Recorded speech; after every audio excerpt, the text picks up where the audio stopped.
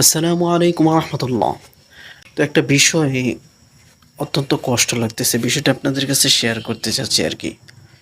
যে আমি যেখানে বসে আছি এটা একটা কিন্তু মসজিদ, আর মাগরিবের টাইম, আর মাগরিবের টাইমে কিন্তু অধিকাংশ মানুষ নামাজ পড়ে, মসজিদগুলা ভরপুর থাকে।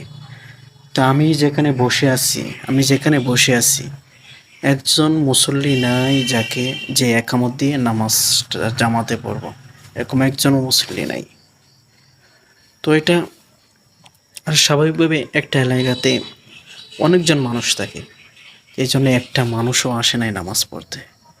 আসলে এটা আমাদের নিজেদেরই কমতি, মানুষদেরকে দিনের প্রতি দাওয়াত দিই না, এটা আমাদের নিজেদেরই কমতি। আমরা যদি ঠিক মতো মানুষদেরকে দিনের প্রতি দাওয়াত দিতে পারতাম, হয়তো তারা আসতো, মসজিদে আসতো, নামাজ পড়তো।